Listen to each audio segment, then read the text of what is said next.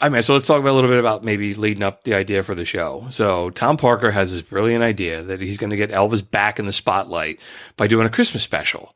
And he goes to NBC and he's like, all right, we want you to do I want him to do a Christmas special, kind of like an Andy Williams kind of thing. He's like, he wanted Elvis in a powder blue tuxedo, lip syncing Christmas songs. He already had like mock up of like the artwork already done. And as part of the deal, NBC then also had to, in addition to paying Tom Parker for Elvis, he had to agree to bankroll another movie. Wow. And, again, he's always playing a fucking angle. I'm sure he walked away with more money than anybody. I'm sure he did. Yeah. I mean, they said he made more money off of Elvis than Elvis did. Oh, God. The cash alone that he made off of him. When they originally said, I've watched a video on YouTube. I forget the guy's name, but he worked for NBC. He was like one of the head producers to get it done. So the Colonel reaches out to him. I can't remember his name. I wish I did. And he's like, well, just bring some like French pastries in a sense. He's like, all right, we're going to sit down and have coffee and talk this out. The guy walks in with a bag of French pastries, takes the bag out of his hand, throws it in his briefcase, closes it, and he's like, all right, how much money am I going to make off this? He was a pig. That's exactly good. That's the best word you could possibly use. He's a pig. But look what he did. The smart thing that the Colonel did was, if you want to see Elvis, you have to pay to see Elvis. Sure.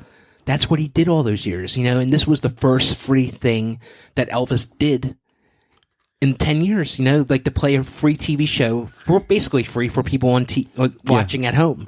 Yeah. And the Colonel just wanted to get him back to sell more records and make more money. It was no give a shitness about like managing his career and what he means and what is his image turned into. But I think Elvis saw it as, here comes an opportunity for me to flex my muscles. Oh yeah, absolutely. I think eventually he did, but Elvis wasn't really sold on the idea because he always thought that they always made fun of him on TV. They made him like sing to a hound dog and do this and do that, you know.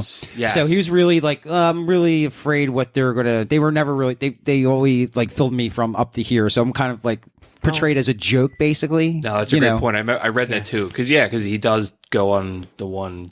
Ed Sullivan or something, and he's literally singing to a dog. What was the name of the producer of the 68 show? Steve Binder. He was a smart dude. Yeah, he had the vision of turning Elvis back into this rock and roll icon. Yeah, so Steve Binder signs on to the project as the director, and he said he saw it as an opportunity for Elvis to do something really special.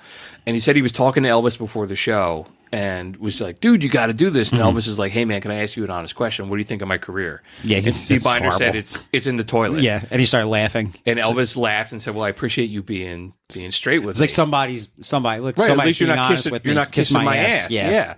And I wrote the quote down. So Elvis said, what if I bomb? And he said, Elvis, you'll still be remembered for your movies and your early hit records. If it's successful, every door that was closed to you will reopen again, which is exactly what we did.